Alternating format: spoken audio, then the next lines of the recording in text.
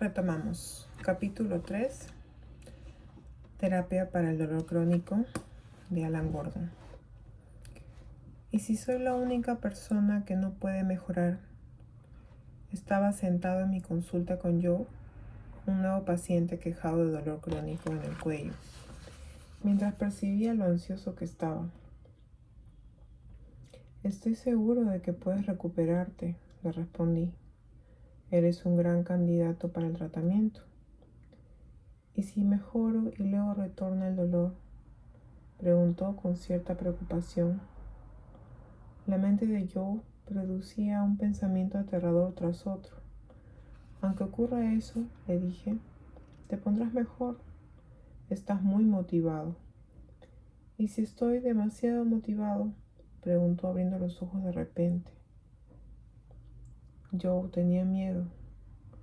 A lo largo de la historia, han sido muchos los grandes pensadores que han contemplado la naturaleza del miedo. Gandhi afirmaba que nuestro enemigo es el miedo. Mandela consideraba que era el reto a superar, mientras que Yoda señala que es el camino hacia el lado oscuro. Pero en el fondo el miedo es bastante simple. Es lo que experimentamos cuando sentimos que corremos peligro. El miedo es universal y todos lo padecemos a diario. La sensación que tenemos cuando vemos un coche de la policía en el espejo retrovisor, miedo. La sensación que experimentamos cuando accidentalmente nos gusta el post de Instagram de nuestro ex, miedo. La sensación que tenemos cuando el móvil se nos escapa de la mano y cae en el water, miedo. Y también un poco de alivio porque pasamos demasiado tiempo en Instagram y quizás sea una bendición disfrazada. El miedo nos pone en estado de alerta máxima. Es la forma que tiene el cerebro de avisarnos: peligro, peligro, peligro. Leones, cebras, miedo. Vaya. Imaginemos a dos cebras macho, Nick el nervioso y Frank el intrépido. Como adivinamos por el apodo, Nick el nervioso tiene mucho miedo. Siempre está temeroso, siempre halla en alerta máxima y escudriña de continuo la sabana en búsqueda de amenazas. Su frase más utilizada es: ¿habéis escuchado eso? Frank el intrépido, en cambio, trota como si fuera dueño del lugar. Está muy relajado y se dedica a mordisquear la hierba sin que le preocupe en absoluto el mundo. Quizás se eche una siesta más tarde. A primera vista, Frank el intrépido parece tenerlo todo resuelto. Es como el chico simpático del instituto que nunca parecía preocupado por nada, excepto que aquel chico genial nunca se vio emboscado en el camino a clase por leones que querían devorarlo. Pero eso exactamente le sucedió a Frank.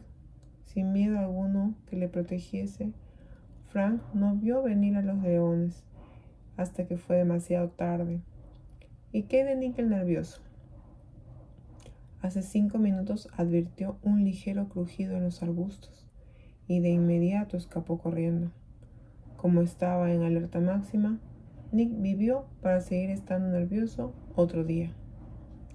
El miedo de Nick lo tornó más sensible al peligro, por lo que fue capaz de detectar una amenaza sutil. Esa es la función del miedo, algo que es tan cierto para los seres humanos como para las cebras. El miedo nos ayuda a identificar el peligro, por lo que magnifica las amenazas potenciales con el fin de protegernos. Los ruidos parecen más fuertes cuando tenemos miedo. Asimismo, cuando se hallan en alerta máxima, las personas son más sensibles al olfato. Sin embargo, el miedo no solo amplifica nuestros sentidos, sino que también engrandece las señales de peligro, como el dolor. Un grupo de investigadores lo ha comprobado utilizando para ello imágenes aterradoras y una sonda caliente. Divertido en este experimento, los participantes recibían descargas calientes en su piel de manera aleatoria. mientras contemplaban una serie de fotos. Algunas de las imágenes eran terroríficas, mientras que otras eran de carácter neutro. Aunque los impulsos tenían la misma intensidad, los sujetos experimentaban mucho más dolor mientras observaban las fotos que les inspiraban temor. Lo realmente interesante es que en ocasiones los participantes sentían dolor cuando no había descarga de calor. Sin embargo, eso no ocurría cuando observaban las fotos neutras, sino solo cuando miraban las fotos que le provocaban terror. El miedo que le suscitaban esas fotos ponía su cerebro en alerta máxima, experimentando dolor incluso si la zona no estaba activa.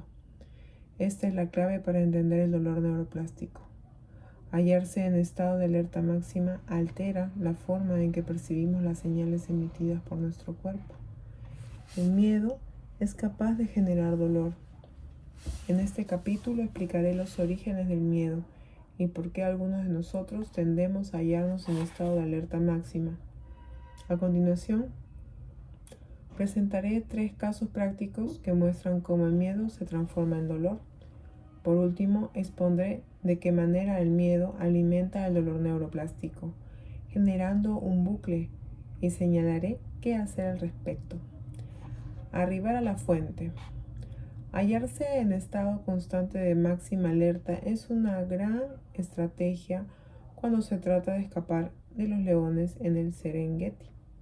Sin embargo, en el caso de la mayoría de nosotros que vivimos en un mundo moderno, el exceso de miedo es una carga que dificulta nuestra vida y empeora el dolor. ¿Pero de dónde procede este miedo? Hay muchos factores capaces de inducir un estado de alerta máxima. Cuando su dolor apareció por primera vez, algunos de los pacientes con los que he trabajado se hallaban inmersos en situaciones sumamente estresantes. Es posible que estuvieran acometiendo un trabajo de alta presión o habían terminado una relación muy larga. Incluso las circunstancias favorables pueden ponernos en estado de alerta máxima.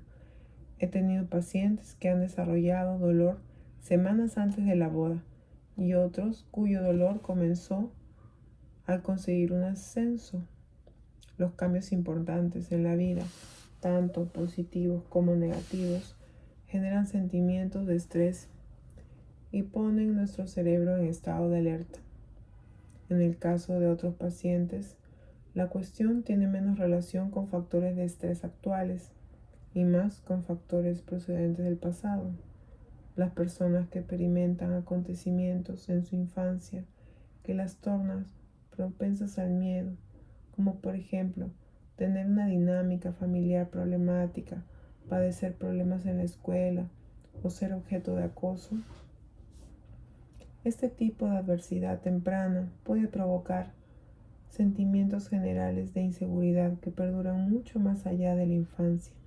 Los estudios demuestran que las personas que han sufrido estrés en sus primeros años de vida son más sensibles al miedo. Por último, ciertos comportamientos inducen en otros, sin que nos demos cuenta de ello, un estado de alerta máxima. Hay 3 hábitos que percibo de manera reiterada en mis pacientes que desencadenan el miedo y agravan el dolor neuroplástico: la preocupación, el verse sometido a presión y la autocrítica. A continuación desglosamos la manera en que cada uno de ellos propicia un estado de alerta máxima. Preocupación. Supongamos que el árbol se cayera cuando estamos debajo, señaló Piglet. Supongamos que no, respondió Winnie the Pooh. Al igual que Piglet, muchos de nosotros nos preocupamos en cosas que podrían suceder.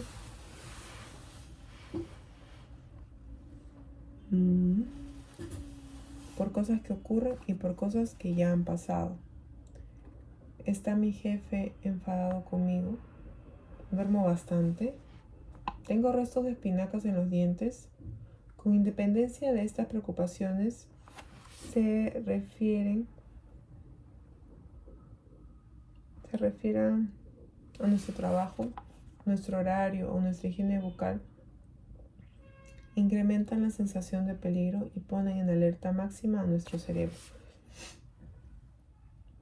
Verse sometido a presión también es otro punto. Cuando señalo a los pacientes que se presionan mucho a sí mismos, suelen responder: tiene razón, tengo que dejar de hacerlo de inmediato. Pero como es lógico, presionarnos para dejar de presionarnos no es la estrategia óptima. Vivimos en una sociedad que concede enorme importancia a la perfección, de manera que no es de extrañar que muchos de nosotros nos presionemos. Tengo que sacar un sobresaliente en el examen. Necesito perder 2 kilos antes de mi boda. Debo meditar 20 minutos al día.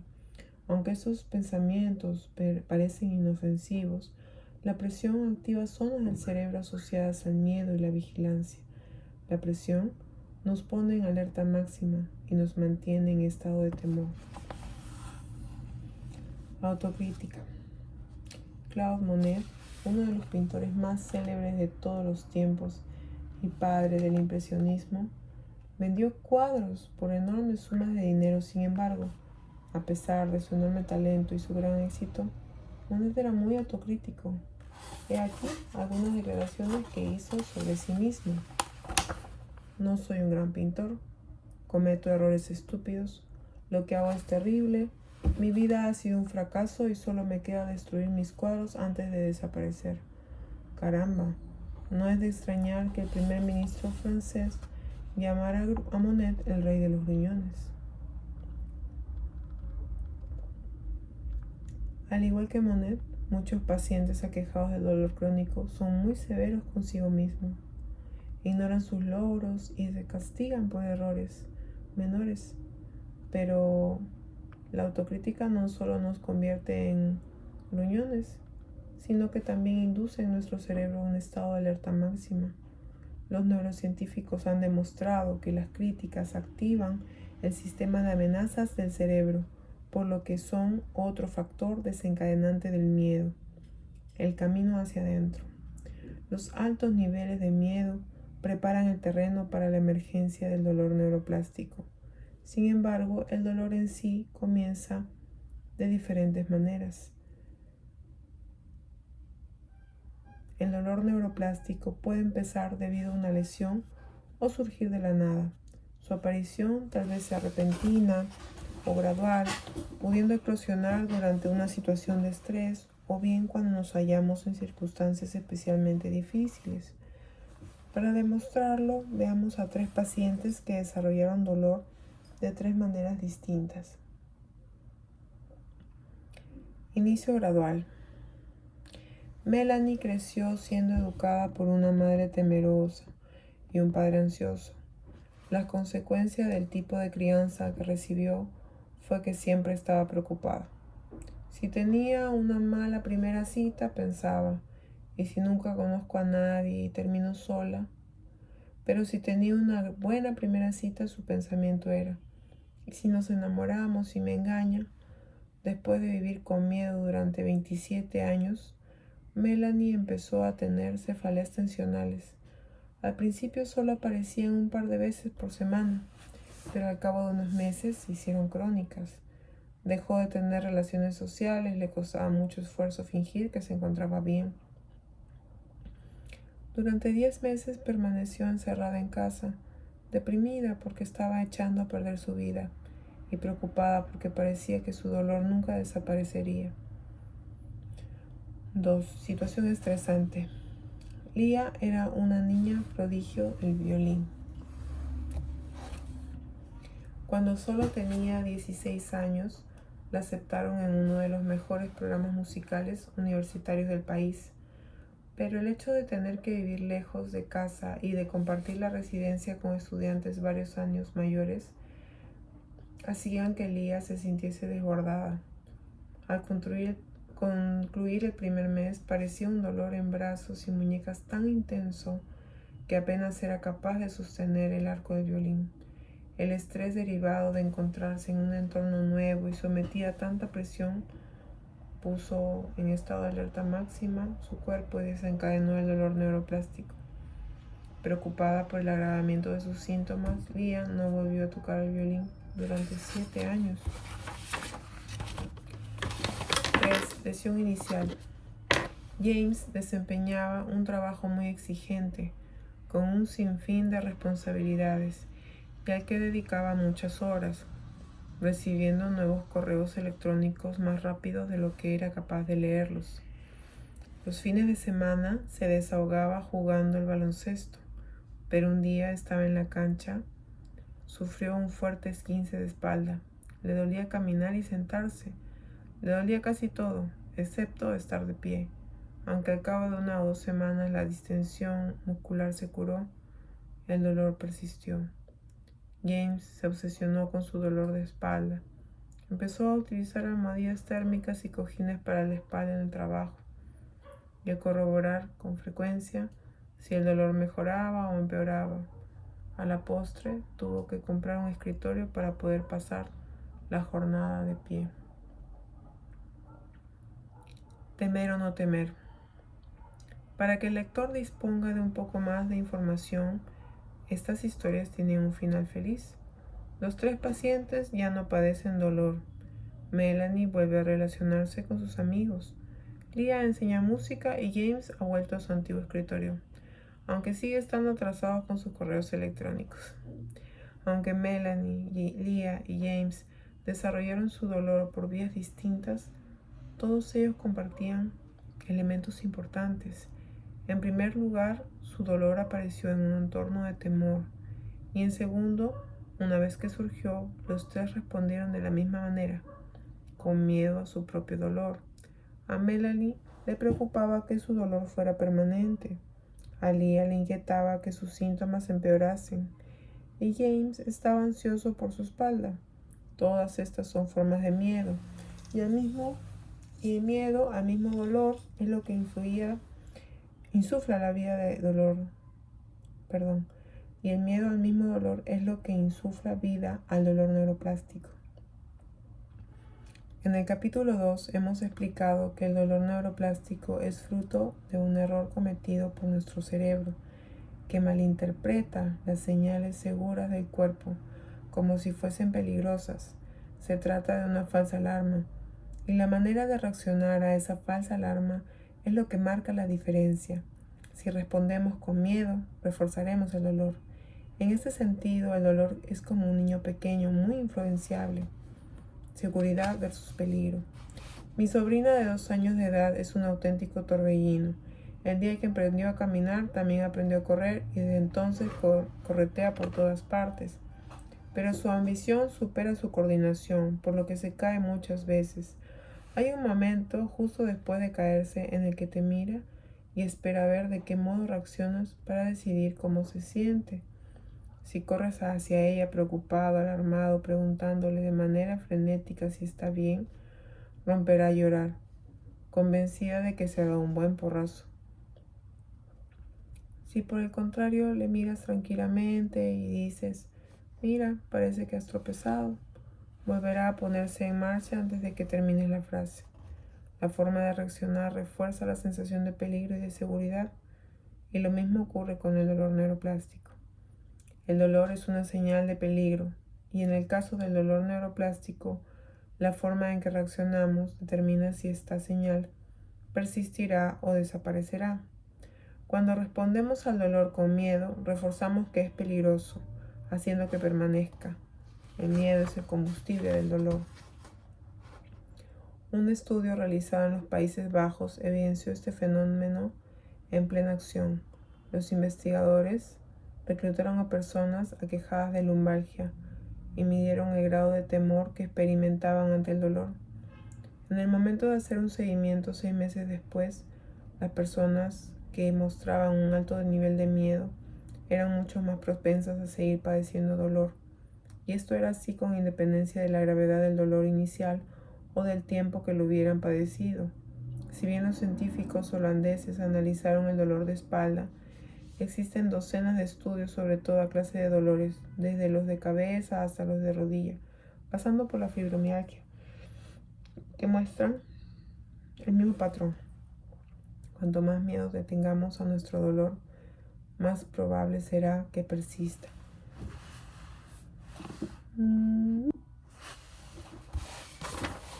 Atrapado en un bucle de feedback. No hay nada mejor que una primera cita increíble. Estamos sentados frente a la persona que acabamos de conocer, pero es como si nos conociéramos desde hace años. Terminamos las frases del otro y nos perdemos en su mirada. Y cuando llega el momento del postre, ya estamos eligiendo el nombre del bebé.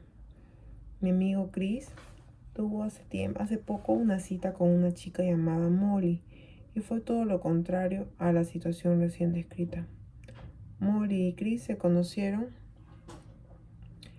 en internet y llevaban un par de semanas enviándose mensajes de texto. A través de los mensajes todo era genial.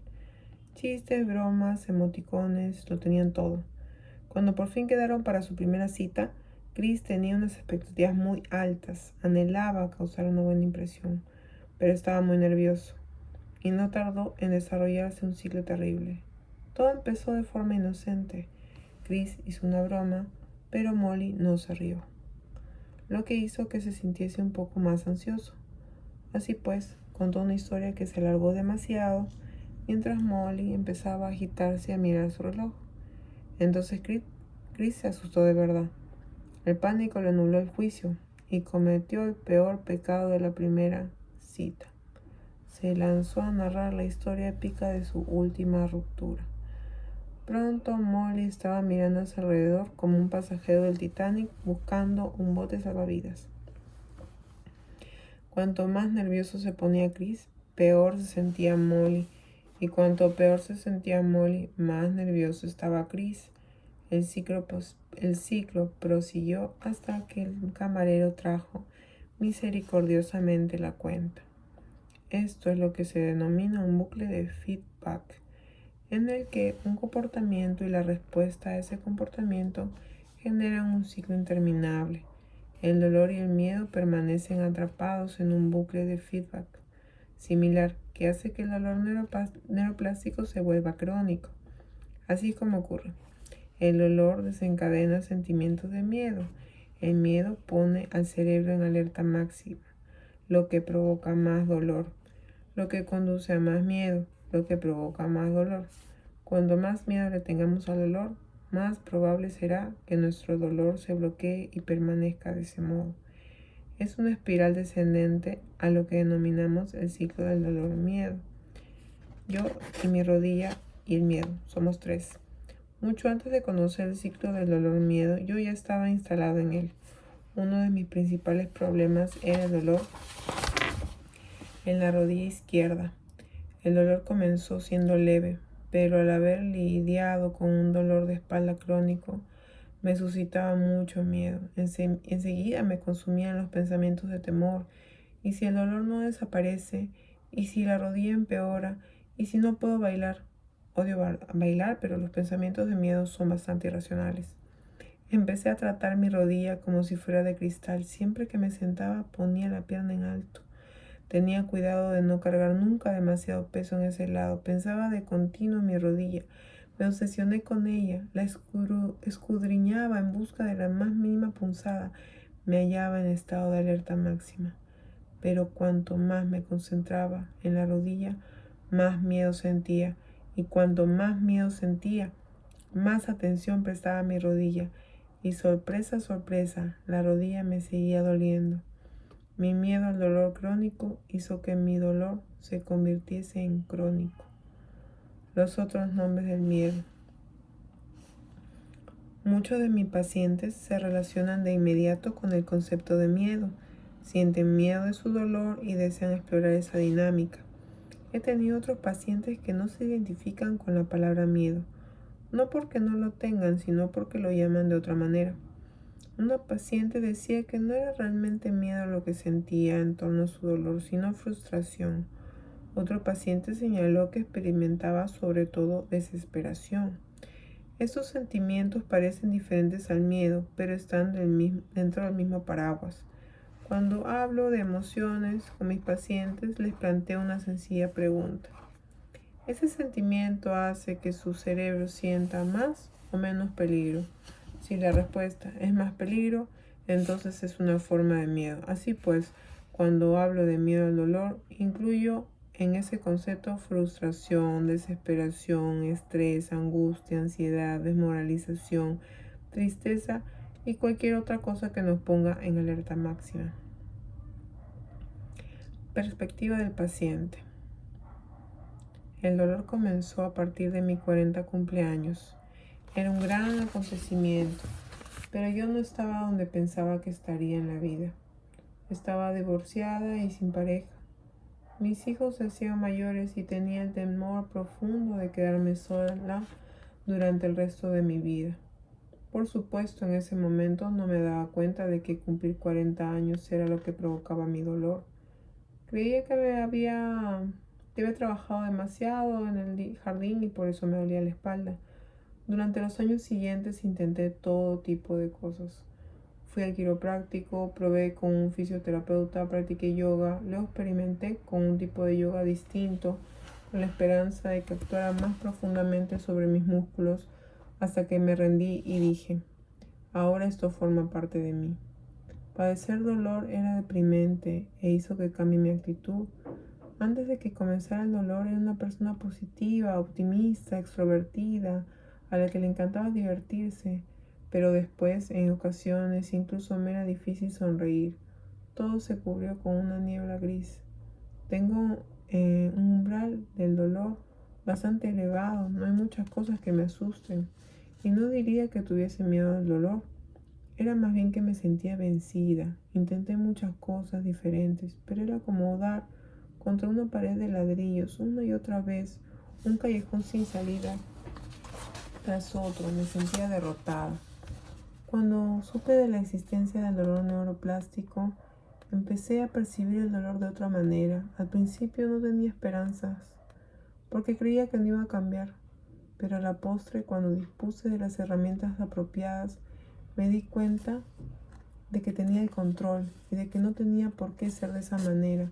Pasé de sentirme a merced del dolor a experimentar que tenía de nuevo el poder. Lindsay. Romper el ciclo del dolor-miedo. Recapitulando, cuando padecemos dolor neuroplástico, el miedo que nos suscita refuerza la idea de que es peligroso, por lo que el dolor persiste, lo que lleva a más miedo, lo que conduce a más dolor, y el ciclo prosigue una y otra vez. Tanto si llevamos meses, años o décadas padeciendo dolor, hay una forma sencilla y directa de romper este ciclo. Lo que tenemos que hacer es eliminar el miedo. Necesitamos enseñarle al cerebro que el dolor no es peligroso. Ese es el primer objetivo de la terapia de reprocesamiento del dolor. Reprocesar significa cambiar la forma de que nuestro cerebro interpreta el dolor. Por supuesto, superar el miedo al dolor es más fácil de decir que de hacer. El dolor es aterrador, es difícil no tener miedo a algo que nos duele, pero si podemos responder sin miedo, calmaremos nuestro cerebro, identificaremos la falsa alarma y desactivaremos nuestro dolor. En los capítulos 4 a 6 mostraremos algunas técnicas probadas para desactivar las señales de peligro y romper el ciclo de dolor-miedo. Sin embargo, eso es solo el principio, porque no solo aspiramos a cambiar la relación con el miedo que nos suscita el dolor, sino cambiar la relación que mantenemos con cualquier tipo de temor. Patatas, pastel de calabaza y dolor. Cada día de Acción de Gracias cuento con la presencia de 3 cosas: un montón de pavo, toneladas de fútbol y media docena de mis pacientes que me llaman porque su dolor se ha recrudecido. Pasar tiempo con la familia es estupendo, pero también puede causar mucho estrés. Nuestros primos beben demasiado, nuestros hermanos discuten sobre política, nuestra madre nos pide otra vez que le enseñemos a imprimir un archivo adjunto de correo electrónico. Es demasiado para que lo gestionemos, pudiendo ponernos en un estado de alerta máxima, que magnifica las señales de peligro y empeora nuestro dolor. Al igual que vamos a centrarnos en el miedo que rodea nuestro dolor, abordaremos estos tipos más generales de miedo y estrés. Ese es el segundo objetivo de la terapia de reprocesamiento del dolor: fomentar una sensación general de seguridad al bajar el volumen del peligro. Neutralizamos de raíz el dolor neuroplástico. En los capítulos 7 a 9 mostraremos estrategias significativas que nos ayudarán a pasar de la alerta máxima a la alerta mínima, incluso durante el día de Acción de Gracias. ¿Qué es lo siguiente? Lo más probable es que si el lector lee estas palabras, esté sufriendo y dándose cuenta de que la vieja forma de hacer las cosas no funciona. Estoy aquí para ofrecer una nueva manera de abordar la situación. He descrito la neurociencia del dolor, he explicado cómo se vuelve crónico, he señalado que el miedo es el combustible del dolor neuroplástico. Ahora ha llegado el momento de hacer algo al respecto. Tenemos toda la información general que necesitamos. El resto de este libro trata sobre la curación de nuestro dolor. Voy a proporcionar las herramientas que necesitamos para romper el ciclo del dolor-miedo. Aprenderemos el modo de utilizarlas y en qué momento. Como antiguo enfermo de dolor crónico, conozco este tipo de lucha. Sé que probablemente hayamos pasado por mucho para llegar hasta aquí. Sin embargo, quiero que el lector albergue esperanza. Conozco el poder de la terapia de reprocesamiento del dolor.